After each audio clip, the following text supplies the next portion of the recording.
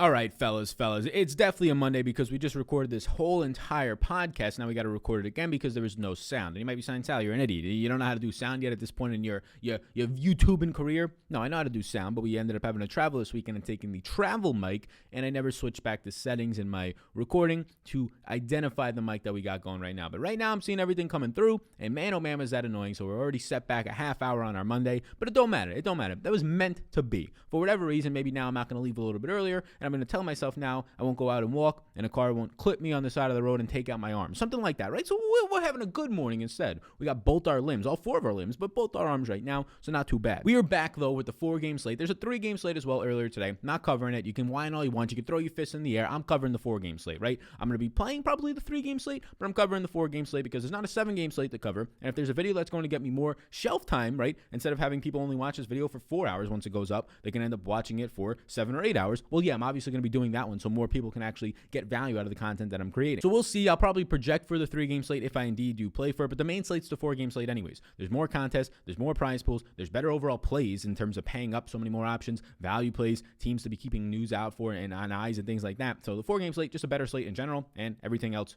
lines up for prize pool wise and contest wise, contest selection to just say play that slate anyways if you have to choose one. So as always, we'll be going through the injury and status dashboard, smacking you around, throwing information in your head there. We'll be going through our early interest for now the second time today for me, but I got a clip of it, so if you guys want to, if there's any great lip readers out there that want some practice, I got a 25-minute video of just lip reading if you would like. But by the mile a minute that I talk, you might not be wanting to do that. So like, subscribe, hit that notification bell as well. We're doing a giveaway that ends tonight, a chance to win some free merch if you take a screenshot of the notification bell, send it to me via Instagram, or send it to me at me on Twitter, anything like that, at Sal Vetri DFS. You can see the stuff up on the screen right now for my social medias. And also the video is sponsored by Superdraft. It is a multiplier format. Somebody just won over $1,500 in the Discord last night. Had a very nice Superdraft weekend in the community in general. Somebody has won 5 figures, $10,000 plus, based on winning last weekend's NFL slate. So check out Superdraft. They have it for so many different sports. You can play anybody you want because it's not salary cap based. It's a multiplier format. So for example, we have some players that are questionable today, but if Kyrie plays, he has a 1.15x multiplier, meaning that he gets his normal points multiplied by that multiplier. So basically it's 15% bonus points, whereas LeBron James just has a 1x multiplier. Whatever points he gets multiplied by 1, he has no bonus multiplier there for Superdraft. So you can pay up for anybody you want, but they're not going to get as much of a multiplier, so it's really about identifying value. We have projections down below for Superdraft to help you out and follow along. We talk about it in depth in the live streams. Almost every single day I give out some of the top options on Superdraft. So if somebody wants to get involved, it's never been easier than today, right? 1 or 2 weeks ago, right? Like investing in a stock that blows up. 1 or 2 weeks ago or a month ago, if you got in a year ago, the competition was way softer than it is today. But the competition on Superdraft is insanely more softer, and the games you'll be playing in are much more soft than you're getting on DraftKings, than you're getting on FanDuel, and even Yahoo at this point. What does that mean? It means easier competition. So my name's Sal, S-A-L, get you a free money bonus up to $1,000 Ruskies. I actually got my Dollar Ruski shirt. It came in the mail. It's over there, the merch store. We're in the fellas hoodie now. We get the Dollar Ruski shirt. We're getting some merch up in this bitch. But you can check that out. Link down below. Again, my name's Sal. S-A-L lets them know you came from me, and a slow drip format is how they will release that to you. So in Houston today, we have no John Wall. He's out with a knee. We have a questionable Sterling Brown with a leg injury, and Daniel House remains out with a health status. Probable Eric Gordon as well. But here is the big kicker. Victor Oladipo is set as of right now to make his debut, but as of my recording of this, which my original recording was at 6:30 a.m., now we're recording at 7:05. But as of my recording, there was no Victor Oladipo in the player pool for the 4-game slate, so that's a little bit interesting. They have Kyrus, right, from this big 4-team trade. Kyrus is already in the player pool, but for whatever reason, Houston has not put, or DraftKings has not put Victor Oladipo in the player pool. So we're going to have to keep a close eye on that. I assume they add him later today. Sometimes this happens, but usually it doesn't happen this late in the day, quote unquote late at 7 a.m. East Coast time. But if I had to guess, I would say if they put him in the player pool, definitely have interest either way, as long as they don't make him like $8,500. But if he's like a $74, $75, $7,200 player like he was in Indy, if that's what they're going to be giving him as a salary, I do like that. I'll have a lot of interest in Oladipo and some other players. Brooklyn Nets, I was with some Nets fans this weekend, my cousins, my family. They seem like they're a little bit annoyed with Kyrie Irving for obvious reasons, going to a party without a mask after missing time with the team, whatever you might want to say here. He is not being loved right now as much as James Harden, as much as Kevin Durant, who are actually playing for this team. Harden with a triple-double in his first game out there, along with 40 minutes and 40-plus points out of Kevin Durant. Kyrie Irving at $9,100, questionable for health. Keep an eye on that. LeBron remains questionable every single game with his ankle, but Anthony Davis, we do know, is probable today.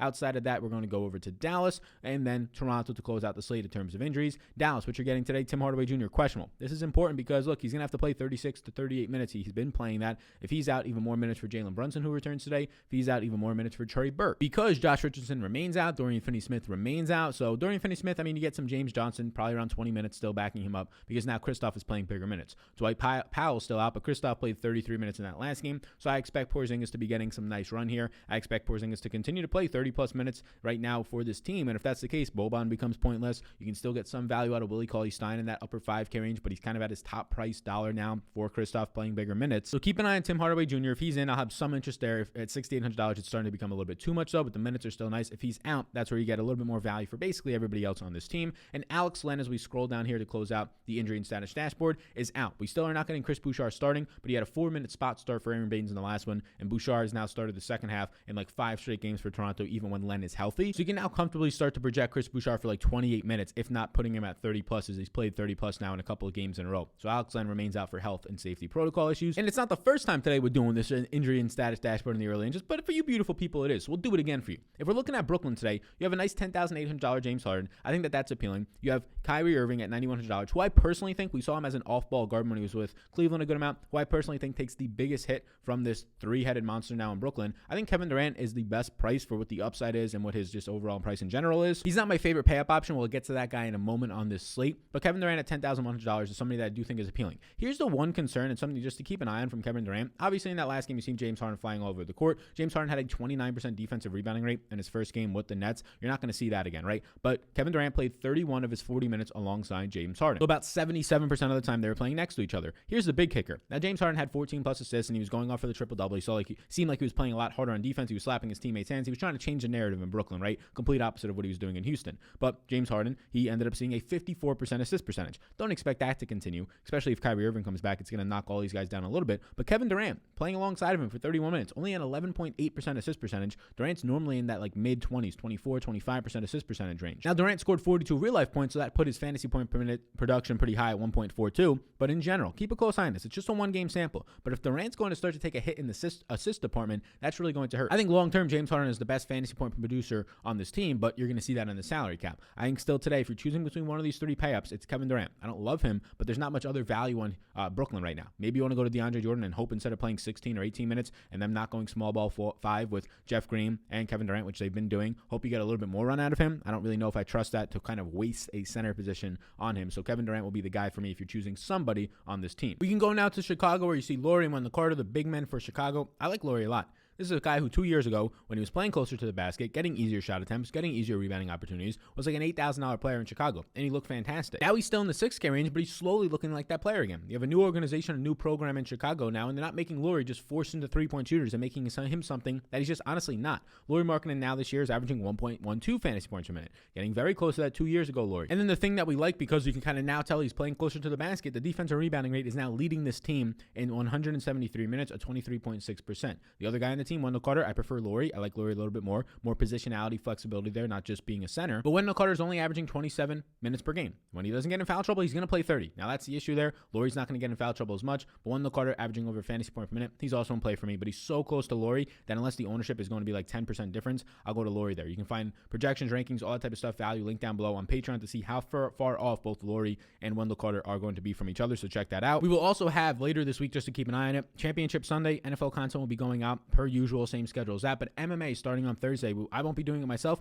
but we'll be having a guest and somebody who's very well versed in the space, so be sure to check that out. Thursday, that video will be dropping. PJ content from yours truly this week as well, and live streams at 4 p.m. East Coast time throughout the week, so be sure to hit that notification bell, get into the contest, screenshot me on Instagram, Twitter, whatever it might be, to let me know that you're notified to the channel. But at 4 p.m. East Coast time, we'll be live for this NBA 4-game slate, breaking it down now for the 3rd time today. We can go over to Dallas today. I do think that Luka's fine, but there's so many pay-up options on the slate that, of course, getting to Luka, who's just been averaging these last couple of games like 69 fantasy points per game, is okay to do. But I like that you got Kristaps Porzingis now in that last game playing decent minutes. At 33 minutes, that looked nice. Since he's returned, he's looked okay. Kristaps right now has played so far 83 minutes, I believe, this season now, and a couple of games back. He's averaging 1.1 fantasy points per minute. That's going to go up. His rebounding rate is above 21% already. But the thing that looks really nice, a 29% usage rate. You're not getting extreme value here on Kristaps. I think that he probably starts to become like an $86 to $8,800 player as the year goes on, especially if you get these solidified minutes. Last year at times he was playing 35, 36 minutes, so seeing 33, there's definitely more of a ceiling there. So at $8,200, he's going to be my favorite Dallas player today. There's not much left on the bone. There's so many pay-up options today that look good. Like you have Zach LaVine on the slate. You have all three of those Brooklyn guys. You have the Lakers guys. You have Giannis on the slate, right? You have guys that I haven't even talked about. Luka just got a pass over. You have Steph Curry on the slate. So many options that it makes some of these teams just not look as good when their stars are priced up that much and the value's kind of priced where it should be. One of those teams is Golden State. Like I think Kelly Oubre, fine. You get 28 minutes out of Kelly Oubre. Lately, what you're getting out of him is like 26 to 30 fantasy points. It's not going to kill you. If I'm going to go to one player, though, it's probably Draymond Green. Draymond Green has now played 215 minutes, playing bigger minutes rather fastly for this team. He's not shooting well, just 41% true shooting percentage. That can definitely come up. Never been a great shooter, but that can come up because he's averaging just 0.82 fantasy points per minute. I'm going to start projecting him for around 0.9, 0.95. You're getting the assist percentage, 32.5%. He leads this team in assist percentage. The reason you like Draymond at $5,200 today is because, yes, the double-double upside is there. The triple-double upside is there as well with a 17% defensive rebounding rate, but the assist percentage, you have outs. Even if Draymond only scores like 8 real-life points, the fact that his assist percentage is going to lead him to opportunities to have 10 assists in a game, to have 6 rebounds, that's why you play him at this cheap price point. When he was $6K a couple days ago, makes it a little bit more difficult to get there if he doesn't score. Now in this low $5K range, it's a little bit easier. At the exact same price point as Eric Gordon, I prefer Draymond to Eric Gordon today. If there was no Victor Oladipo making his debut, I would prefer Eric Gordon as we scroll down now to these Houston guys. Eric Gordon's still in play at $5,200. I think the starting lineup that you're probably going to see is going to be somewhere like Eric Gordon, Victor Oladipo, a PJ Tucker, a Christian Wood, and at that 3 spot, it'll probably be either David Nwaba or Jason Tate. It was Jason Tate in that last game, and really Jason Tate's a power forward, and you could say that PJ Tucker's the 3, Jason Tate at the 4, whatever you want to say there, but I think that you're probably not going to see Sterling Brown, who is questionable, starting at the 3. Likely Jason Tate, so just keep a close eye on that. He's been starting a lot this year, so it makes Eric Gordon a little bit worse of a play when these guys are going to be back. I think Jason Tate's fine at $5,100, but only if he's starting. Otherwise, if it's Nwaba or Sterling Brown, those guys look appealing, but not as good now because it's Victor Oladipo returning, right? Victor Oladipo is going to have a lot of usage on this team. Eric Gordon is now back. It's not the same situation as 2 games ago with this Houston team. Another thing to keep in mind is that so far this season, Christian Wood, without John Wall or James Harden on the court, not going to have either of them today. Not going to have James Harden now for a while. Without those 2 guys on the court, Christian Wood is averaging a 30+% usage rate, 1.4 fantasy points per minute, right? That's something that I really want to be playing at $8,900. He's playing big minutes. He's going to continue to play 34, 35 minutes and average that type of usage. $8,900. He's going to be chalky. He's been chalky the last 2 games and put up 50+ points for people, and he's going to continue to be chalky in this one at $8,900. I do like him, though. It's hard to get away from it. If I had to rank Houston right now, it would be Christian Wood, then it would be Victor Oladipo. Actually, it would probably be Victor Oladipo, assuming his price is in the mid to low 7K range, then Christian Wood, and then I'll put Jason Tate and Eric Gordon kind of as 3A, 3B options. Again, I prefer Draymond Green if you're looking at the exact same price point to both Eric Gordon and Jason Tate at this point. So really the priorities, if I had to be choosing a lineup to kind of start with, would be Victor Oladipo, Christian Wood, and then leave Houston and see if you need any other value later on. Let's scroll down now a little bit more as we get into the Lakers here. And yeah, my only interest for the Lakers is going to be Anthony Davis. He's going to be coming in today at $9,300. Like him a lot more, obviously, if LeBron's out. With LeBron out so far this year, Davis is averaging over a 30% usage rate, 1.25 fantasy points per minute, probably gets closer to 1.3, even 1.4, even higher in some ceiling performances. The more that we have a bigger sample with him without LeBron on the court. He has a ceiling either way. He'll be low on just yet another pay-up option. These guys that are above 9K today, there's endless amounts. So once you identify the value today or the mid-range plays, it's easy to get different with your pay-up options. So Davis is going to be definitely a lower owned pay-up option when he's priced around guys like Christian Wood, who a lot of people are going to want to play today. Price around guys like Zach LaVine, who's been hot as of late, or when people are going to want to go up and get yourselves a Kevin Durant or a James Harden, right? He's going to be not that owned at $9,300. He's going to kind of be in a no man's land. So Davis is appealing to me from a contrarian standpoint and becomes even better with that late game, right? If he's ruled out and some guys are already going and you can late swap to Davis now at lower ownership and really low ownership with no Anthony, with no LeBron James, Davis would become a really appealing option. Now you go over to Milwaukee where Giannis is just too cheap. Giannis is the best pay-up option. I assume he picks up the ownership. Hopefully he doesn't know because there's so many. Maybe it just gets distributed everywhere. Kevin Durant's hot game people go to. Harden triple-double people go to. For Christ's sake, Luka's on the slate as well. So many motherfucking pay-up options to choose from. So I like Giannis at $10,400. He's still just averaging 1.62 fantasy points per minute this year, but that's definitely going to go up as the season goes on. But even if it doesn't, right? He's now scored in 2 out of his last 3 games only in the 40s in fantasy points, but one of them was a blowout that he only played 27 minutes, and then sandwiched in between there is a 60-plus point game. Giannis is still Giannis. There's nothing wrong here. You're just getting a very hot start to the season for Middleton, who's averaging 1.26 fantasy points per minute, normally like a 1.15 guy. So he has a hot start to the season. It's dropping Giannis from like a 1.8 to a 1.62 guy.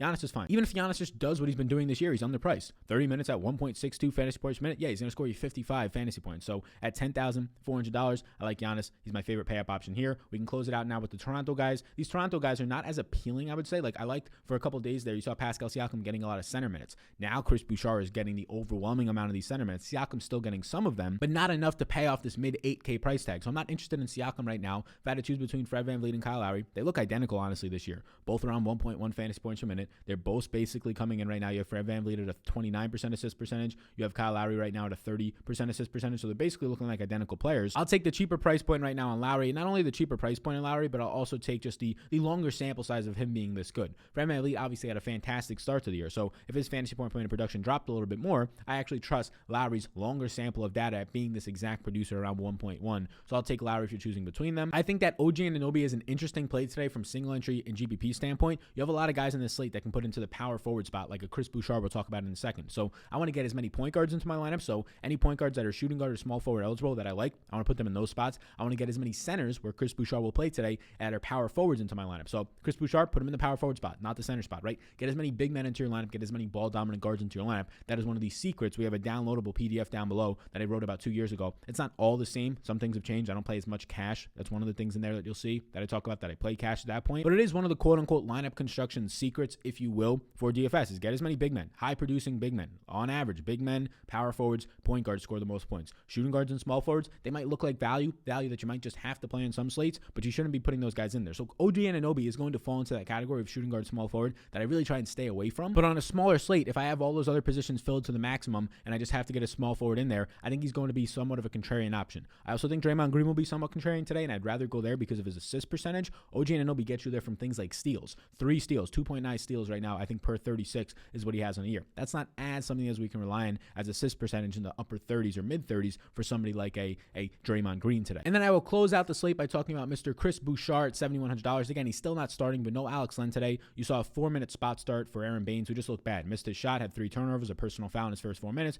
Chris Bouchard continues to start the second half of games, continues to play big minutes. He basically closed out that last game. He closed out the first quarter. He started the second half. He ended up closing out the game. He played 11 minutes and 45 seconds out of the last 12 minutes in the fourth quarter, kind of just checked in and out in that last couple of seconds of the game. So yes, Chris Bouchard, $7,100, continues to look good. He's averaging 1.38 fantasy points per minute. And if you're going to get that type of production, even if it comes down playing alongside these higher usage players like Lowry, F. VanVleet, and also Siakam, even if it comes down to like 1.25 or 1.2, if you're getting 30 minutes out of him, yes, he's still not priced for it. And I love the positionality here. He's not just center eligible yet, at least. He's also power forward eligible. So Chris Bouchard, my favorite play in Toronto today. I like the fact that you can get him into that power forward spot. I like the fact that he's not that expensive yet, so he can still be a guy in that mid-range that's like a second or third guy into your lineups. So that's it, guys. I just went through this for a second time. I'm seeing all the volume is clicking on mine, so I'll edit this video. I'll get it up for you. Like, subscribe, do all those things. Hit that notification bell so you can know when we're going live at 4 p.m. later today. We'll talk about a lot more stuff. My projections, rankings, ownership. We'll talk about all the final stuff from value standpoint, all that type of stuff from other sports. We can talk about it all later today at 4 p.m. Talk about your weekends, how your weekends went, anything you want to talk about. But primarily, we'll be talking NBA DFS and how to set your lineups properly. 4 p.m. East Coast time. Check that out. If you want some help on the 3-game slate earlier at 2:30, I'll likely do, not 100% sure yet, but likely do the projections for the 3-game slate that start at 2:30 p.m. East Coast time. So be sure to check those out down below on Patreon, patreon.com/Sal_Vetri_. We did the second one in about 4 minutes less. Probably had a little bit less stumbles in there. Maybe missed something or not. We'll see. Check the price on Victor Oladipo. As long as he's in the low 7K range, I'm going to like him. Even mid, upper 7K range, I give you 7,500. I'm still fine with him today. But those final projections will be telling the full story for me. Again, those will be down below on Patreon. You all rock. I'll see you all later today, or most of you later today at 4 p.m. for the NBA live stream. Peace out, gang, and enjoy the rest of your day.